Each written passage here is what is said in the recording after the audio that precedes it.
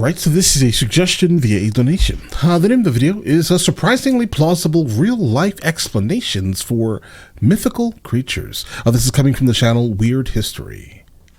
Let's check it out. Let's get it, guys. Cyclopses, unicorns, and other mythological creatures obviously never really existed. Obviously. Probably. And while we can't ever be No, they didn't. fully certain about the origins of ancient beliefs and superstitions about these creatures, there are some pretty compelling theories about why people may have believed in them. Today, we're taking a look at some surprisingly plausible, real-life explanations for mythical creatures. Let's go. But before we get started, be sure to subscribe to the Weird History channel. After that, leave a comment letting us know what other mythological topics you would like to hear about next. Okay. This is another fine myth we've gotten ourselves into. Cyclops. Theories abound for the origin of the massive one-eyed Cyclops from ancient Greek and Roman mythology. Like, the thing about a Cyclops is, couldn't that have happened? Like a rare disorder, potentially? Because there's a real condition the real condition known as cyclopia that can affect human fetuses. I think I've seen a couple people that are like this from India, Causing one eye cavity to drift toward the center of the skull. But this almost always results in miscarriages or stillbirths, rather than producing gigantic living people with just one eye in the center of their heads. Right. Most ancient people were likely unaware that this condition even exists. Another real medical condition, known as acromegaly disorder, can cause a number of symptoms, including enlargement of the hands, feet, and face, and limited vision. This aligns in some ways with the description of the Cyclops in literature. It is possible that the creature's one eye was metaphorical, indicating a more generally limited ability to see. It's also possible that stories about the Cyclops simply emerged from accounts of people with just one eye, or even perhaps people wearing cleverly disguised eye patches. But perhaps the most compelling theory centers around elephant skulls, particularly those left behind by the long giants with one eye, the elephant skulls, because it's a gigantic hole. And it's oh man, guys, wait a second. But it wouldn't have been a human, though. Then why did we depict it as a human? This is actually smart, guys. Extinct Cretan dwarf mammoth. These skulls would be much smaller than those from a modern-day elephant, and notably have a large hole in the center. This was where the animal's trunk connected to the rest of its head. But on a glance, it kind of resembles a big eye socket. It's entirely possible that ancient people found skeletal remains of dwarf mammoths, assumed these were humanoid creatures with just one major honking eye in the center of their heads. And because of the size of the skull itself, they thought that it was an absolutely gigantic being. Okay, good. And began to tell stories about the mighty Cyclops, the creature from the Odyssey, not the X-Man, probably. Right. That's extremely plausible. Listen, surprisingly plausible real-life explanations for mythical creatures. That's extremely plausible. Flying snakes?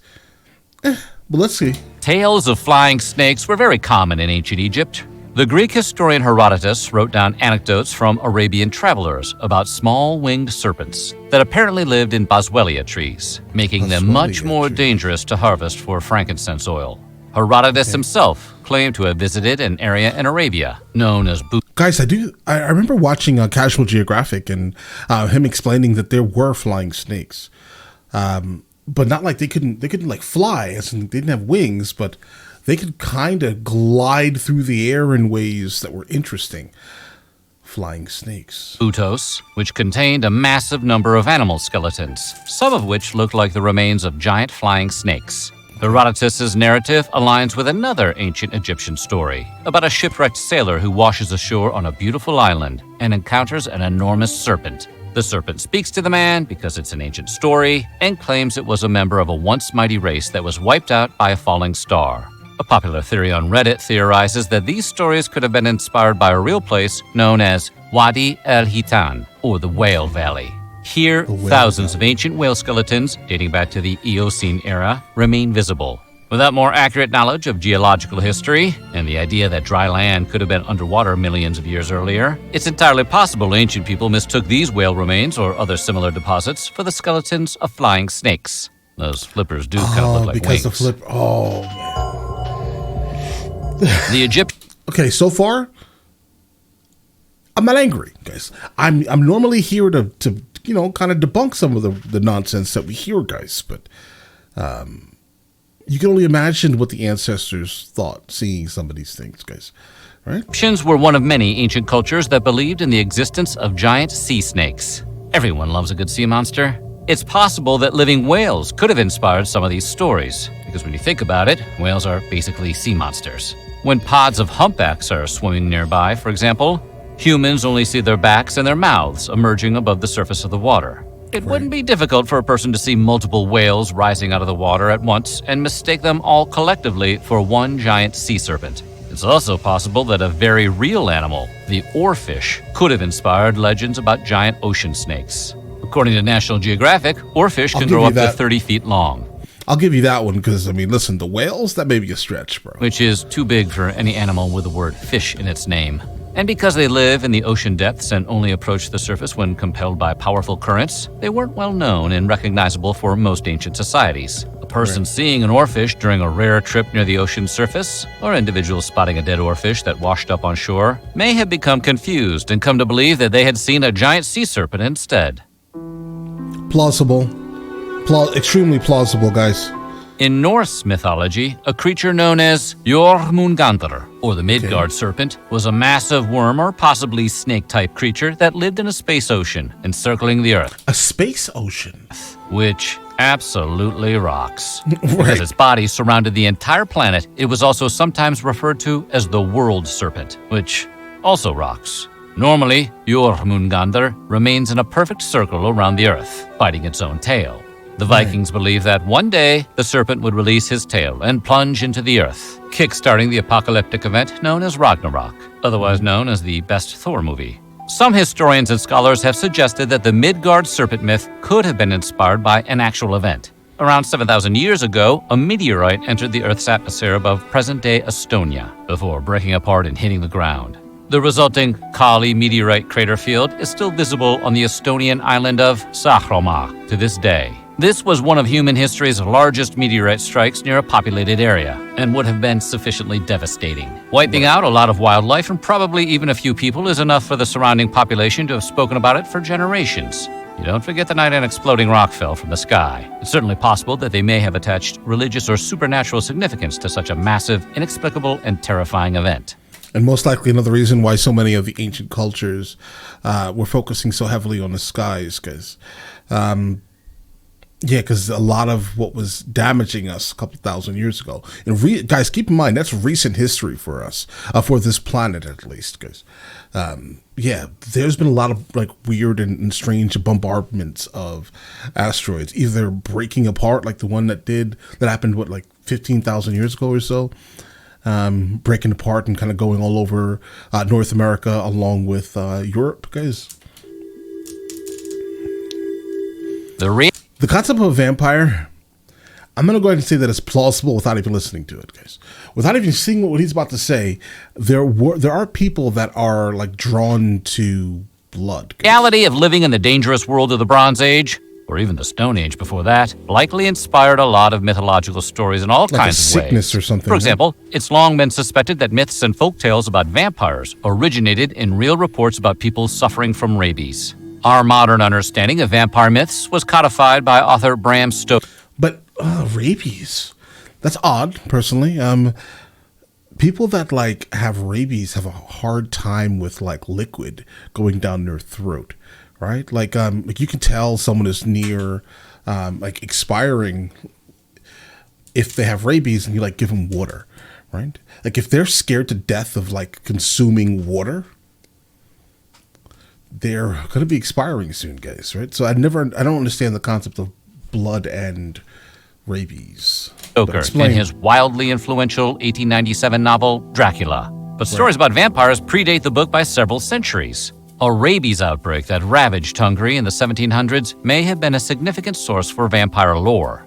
The disease would have impacted mostly men, and some of the symptoms can include hypersexuality, insomnia, an objection to certain strong odors, like garlic, as well as sensitivity to mirrors and bright lights. Obviously, these all have clear counterparts in vampire stories, including Count Dracula himself, a seductive, masculine figure who stays up all night stalking victims, hates garlic, and can't see his own reflection. Many contemporary anthropologists Okay. and scholars believe that Aboriginal stories from natives of Australia and Oceania, known collectively as Dreamtime, were influenced by the real natural world of the late Ice Age. Some Dreamtime narratives date back over 65,000 years, so it is likely that they do refer to long-extinct creatures and plant life that early humans actually encountered long ago.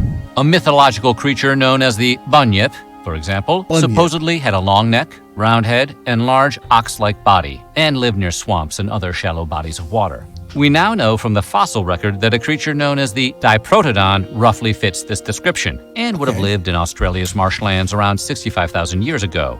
The creature would also have stood over 6 feet tall, making an encounter likely very memorable for an early human. Right. Your shorts don't stay dry after that kind of meeting. No. It's possible the Diprotodon may have inspired stories, anecdotes, and even folklore. Of course they did. Of course it did. I mean, that's plausible. Guys, that's extremely plausible. I've never heard of that creature before, but I believe that, yeah, that could happen, bro. Yeah. Middle Eastern legends about a gigantic bird known as Roc, capable of grabbing and carrying away large mammals like elephants for food, may have been rooted in some form of reality. Though the Roc has long been thought of as a purely fictional creation, mentioned in the narrative anthology 1001 Nights and the writings of Venetian traveler Marco Polo, the stories were likely based on a real animal, sometimes known as the elephant bird of Madagascar. This was a large, ostrich-like bird that stood around 9 feet high, weighed about 1,000 pounds, and probably went extinct in the 16th or 17th century. I guess he flew too close to the sun. Right. Admiral Etienne de Flacourt describes the creature in detail in his Histoire de la Grande Île de Madagascar, written in the 1600s. Even Polo's anecdote about a creature mentions that it was originally seen in Madagascar, making this connection even more likely.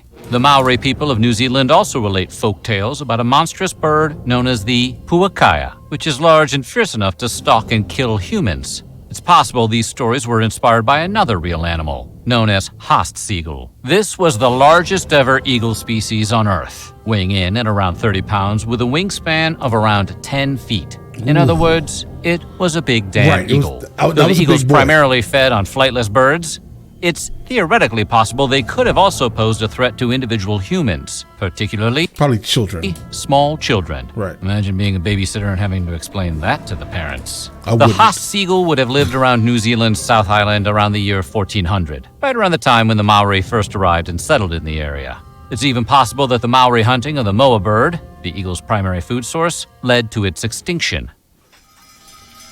That one right there was not very plausible.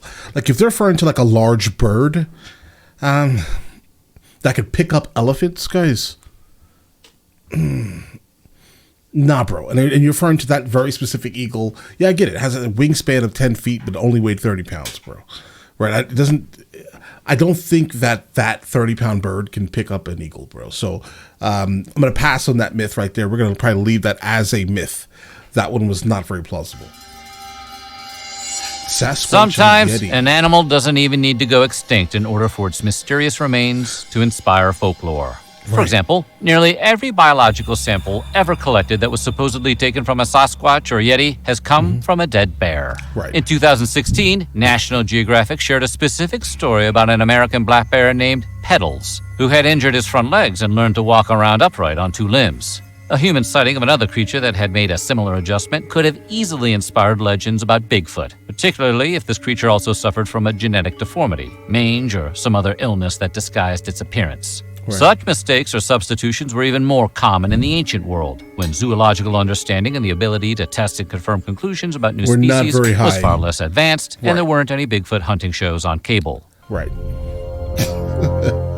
Yeah, I'm still going to pass on that one, but yeah, it probably was a bear, bro. I don't believe it. You guys, listen.